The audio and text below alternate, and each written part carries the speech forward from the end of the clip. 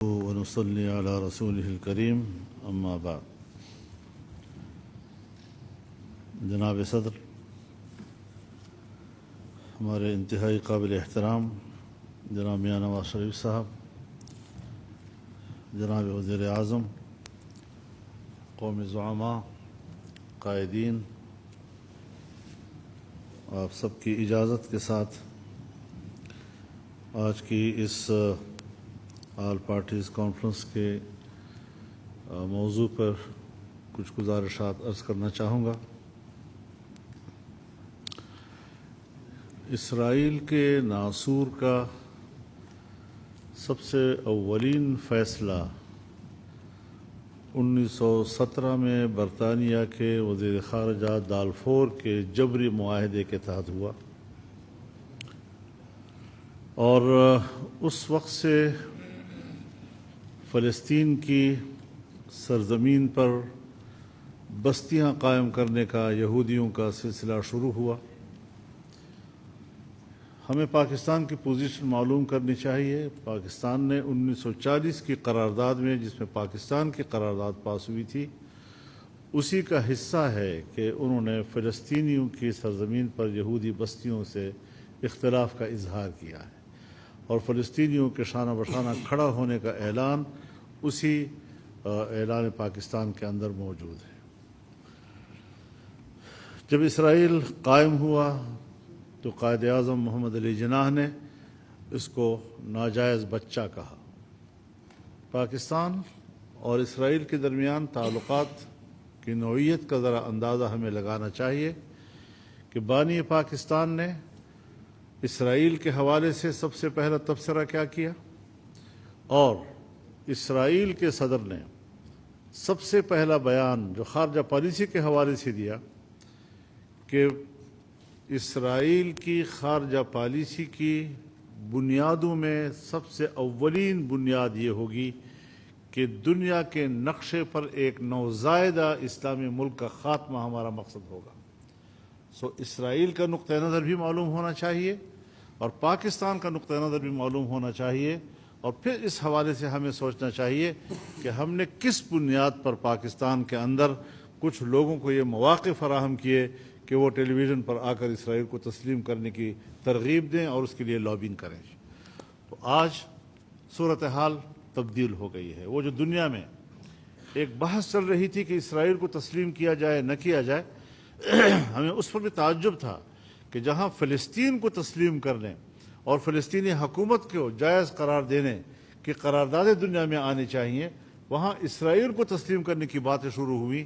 لیکن 7 اکتوبر پچھلے سال حماس کے مجاہدین نے جس انداز سے حملہ کیا، وہ حملے پر لوگ تبصرہ کر سکتے ہیں، ہر ایک کی اپنی مرضی ہے، لیکن اس نے فلسطین کے مسئلے کی نوعیت تبدیل کر دی، اور دوبارہ کسی کی زبان پر یہ نہیں آیا کہ اسرائیل کو تسلیم کیا جائے یا نہیں.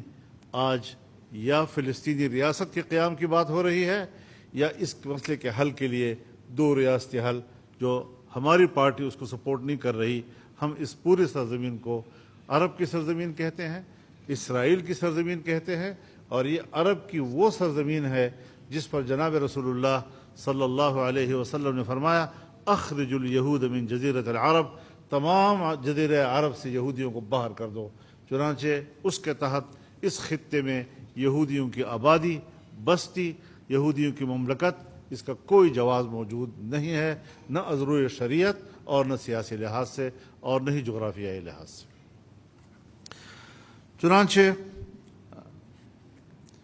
7 اکتوبر کو آج ہم اس لیے بیٹھے ہیں کہ ہم فلسطینیوں کے ساتھ یکجہتی کا دن منائیں. بوجوہ اس وقت ضرورت اس امر کی ہے کہ ہم یکجہتی کا مظاہرہ کریں. ہمارے درمیان اختلاف رائے موجود ہے، سیاسی معاملات پر اختلاف رائے ہیں، الیکشن کے معاملات پر اختلاف رائے ہیں، بہت سی چیزوں پر ہمارے اختلاف رائے ہے.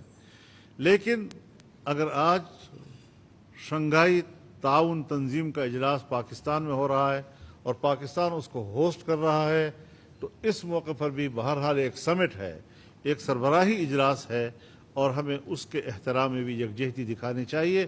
اگر ہم نے معیشت کے حوالے سے دنیا کا اعتماد حاصل کرنا ہے کہ وہ اس مشکل وقت میں پاکستان کی مدد کرے، تو اس کے لیے داخلی یکجہتی ضروری ہے تاکہ ہم ان کے اعتماد کو بحال کر سکیں۔ تاہم اس وقت تک 50,000 غزہ اور خان یونس کے مسلمان شہید ہو چکے ہیں۔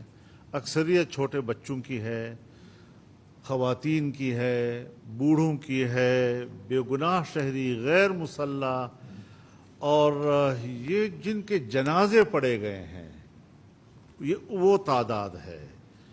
مجھے بتایا گیا کہ کوئی 10,000 کے قریب لوگ اب بھی ملبوں کے نیچے دبے ہوئے ہیں جن کو جنازہ بھی نصیب نہیں ہو سکا ہے۔ ہزاروں کی تعداد میں وہ شیرخوار بچے کہ اگر کل وہ بڑے ہو گئے تو شاید ان کو یہ بھی معلوم نہ ہو کہ ہم کس کی اولاد تھے، ہمارا باپ کون تھا، ہماری ماں کون تھی۔ اس قسم کی ایک صورتحال دنیا میں جا رہی ہے۔ ہمیں سوچنا چاہیے کہ ہم مسلمان ہیں۔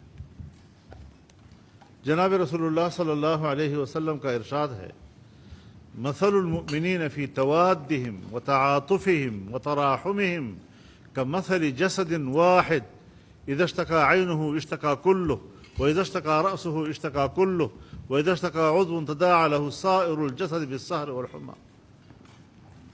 کہ ایمان والوں کی مثال ایک دوسرے کے ساتھ دوستی کرنے میں، ایک دوسرے پر مہربان ہونے میں، ایک دوسرے کے ساتھ ہمدردی دکھانے میں ایسا ہے جیسا ایک جسم کہ اگر جسم کے سر میں درد ہو تو پورا جسم بے قرار، اگر اس کی آنکھ میں درد ہو تو پورا جسم بے قرار، جسم کے کسی حصے میں اگر درد مچل رہا ہے تو ساری رات جاگے گزرتی ہے اور بخار کی حالت میں گزرتی ہے۔ کیا آج ہم فلسطینیوں کے درد کو اس انداز سے محسوس کر رہے ہیں؟ کیا ہمارے دل اس انداز سے تڑپ رہے ہیں ان کے لیے؟ امت مسلمہ نے اس ایک سال میں جس غفلت کا مظاہرہ کیا ہے یہ اللہ کے نظر میں جرم ہے، جرم، اور ہم پاکستانی اس جرم میں برابر کے شریک ہیں۔ ہم نے اپنے بھائیوں کے ساتھ اس حالت میں وہ ہمدردی نہیں دکھائی جس کے وہ محتاج ہیں، جس کے لیے وہ پکار رہے ہیں، ہماری مدد کو پکار رہے ہیں، چیخ رہے ہیں، اور جب ان کے والدین کے سامنے اس کا بچہ شہید ہو رہا ہے تو والد اس کو کہتا ہے کہ جب آپ آگے چلے جائیں گے تو رسول اللہ سے گلہ کرنا کہ مسلمان بھائیوں نے ہماری مدد نہیں کی۔ کیا ہمیں اس بات کا احساس ہے؟ دردناک کیفیت ہے۔ کچھ چیزیں ہمیں دعوت دے رہی ہیں ان حالات میں بھی کہ ہم نے کیا کرنا ہے۔ ہم سے تو جنوبی افریقہ اچھا ہوا کہ جس نے عالمی عدالت انصاف میں جا کر کیس دائر کیا اور عالمی عدالت انصاف نے اسرائیل کے خلاف فیصلہ دیا اور کہا جنگ بند کرو، پیچھے ہٹ جاؤ۔ لیکن اسرائیل ہے کہ ڈٹائی کا مظاہرہ کر رہا ہے۔ اقوام متحدہ نے قرارداد پاس کی ان کے خلاف۔ اسرائیل اتنا جرأت مند ہے کہ اس نے سیکرٹری جنرل کو اسرائیل میں آنے سے روک دیا۔ یہ ساری صورتحال ہمارے لیے سیاسی طور پر لمحہ فکریہ ہے، سوچ کی دعوت دیتا ہے ہمیں کہ ہم نے کس زاویے سے سوچنا ہے۔ ایک کانفرنس کر کے، ایک قرارداد پاس کر کے، ایک اعلامیہ جاری کر کے شاید ہم فلسطینی بھائیوں کا اور ان پر ڈھائے جانے والے مظالم پر ان کا حق ادا نہیں کر سکتے۔ پوری اسلامی دنیا ہو یا پاکستان ہو، ہم سب مصلحتوں کا شکار ہیں۔ کہیں ایسا نہ ہو جائے، کہیں ویسا نہ ہو جائے، ارادے باندھتا ہوں توڑ دیتا ہوں۔ اس کیفیت سے ہم سب لوگ مبتلا ہیں۔ ہمیں اس کیفیت سے نکلنا ہوگا اگر ہم واقعی سمجھتے ہیں کہ ہم نے ان کے ساتھ یکجہتی کا اظہار کرنا ہے۔ فلسطینی بھائی محض زبانی یکجہتی کے طلبگار نہیں ہیں، وہ کچھ عملی طور پر آپ سے چاہتے ہیں۔ اور جب میں دوحہ گیا تھا پچھلے سال تو مجھے انہوں نے اس وقت جہاں ایک عبوری حکومت تھی یا حکومت تھی بھی یا نہیں، ایسی صورتحال تھی، وہ خط مجھے دیا گیا، قلم سے لکھ کر دیا گیا، کوئی ٹائپ بھی نہیں کیا گیا، جس میں انہوں نے پاکستان سے کیا طلب کیا تھا ذرا اس کا مطالعہ کیجئے، ذرا معلوم کیجئے کہ انہوں نے پاکستان سے کیا مانگا تھا۔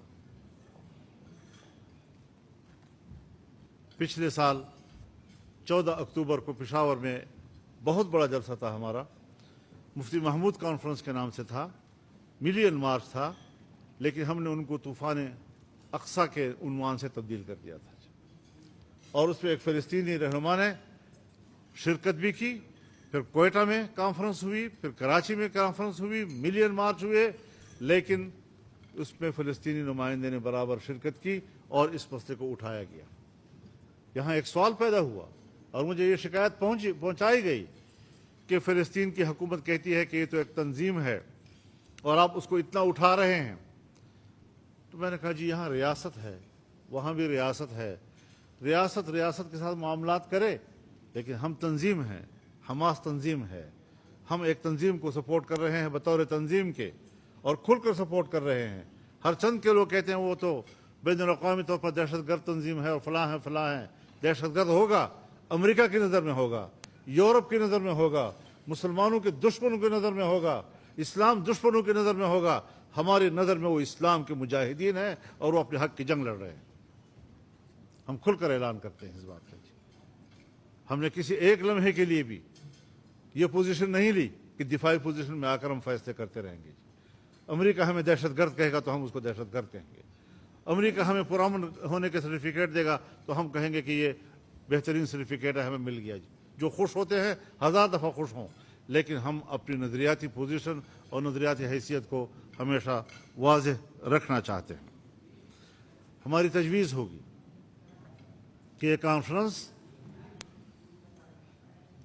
ہماری حکومت سے کہے کہ بڑے مسلم ممالک کا ایک گروپ بنے، جس میں پاکستان ہو، سعودی عرب ہو، ترکی ہو، مصر ہو، انڈونیشیا ہو، ملائیشیا ہو، ان کا گروپ بن کر پوری اسلامی دنیا کو ایک پلیٹ فارم پر اکٹھا کرے اور ایک مشترکہ حکمت عملی بنائے، یہاں تک کہ مشترکہ دفاعی حکمت عملی بنائے۔ اس طرح تو آج جنگ پھیل رہی ہے، لبنان میں داخل ہو چکی ہے، ایران میں داخل ہو چکی ہے، دوسری اسلامی دنیا ان کے نشانے پر ہے، یمن تک پھیل چکی ہے، ساری عرب دنیا آج اس جنگ کی لپیٹ میں آ رہی ہے۔ ایک چھوٹا سا جغرافیائی حیثیت میں چھوٹا سا ملک آج اس نے پورے عرب دنیا کو دوبارہ اضطراب میں مبتلا کر دیا ہے، اور ہم یہاں پر صرف یکجہتی کے حد تک بنا رہے ہیں دن کو اور ایک میٹنگ کر رہے ہیں۔ نہیں، یہ میٹنگ ہماری معنی خیز ہونی چاہیے، یہ میننگ فل ہونی چاہیے، اور اس پر ہمیں ایک واضح طور پر اسلامی دنیا کے ساتھ رابطہ کرنا چاہیے۔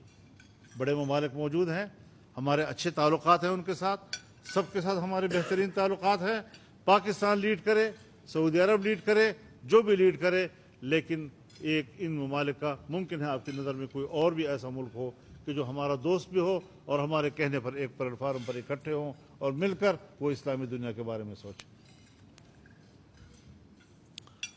میں یہ بھی سمجھتا ہوں کہ اگر ہمیں ایس سی او کرنا ہے، سمٹ ہے، سربراہی اجلاس ہوگا، ہر چند کے اس کا موضوع اقتصادی ہے، لیکن اس فورم پر بھی پاکستان کو یہ مسئلہ اٹھانا چاہیے، اور اس سے ایک عالمی فورم جو ہے اس کو متوجہ کرنے کی ہمیں موقع ملے گا، اور ہم اس حوالے سے اپنا موقف ان کے سامنے پیش کریں گے اور کوشش کریں گے کہ ہم اس پر اگر وہ متفقہ کوئی قرارداد نہ بھی پاس کرے، ہماری طرف سے ایک دعوت ہو جائے گی، ایک ان کو متوجہ کرنے کا ایک عمل سامنے آ جائے گا۔ اس وقت انڈیا نے جو پوزیشن لی ہوئی ہے وہ بالکل پاکستان کے برعکس ہے، اس نے کھل کر اسرائیل کی حمایت کی ہے اور ہم کھل کر فلسطین کی حمایت ابھی تک نہیں کر پا رہے ہیں۔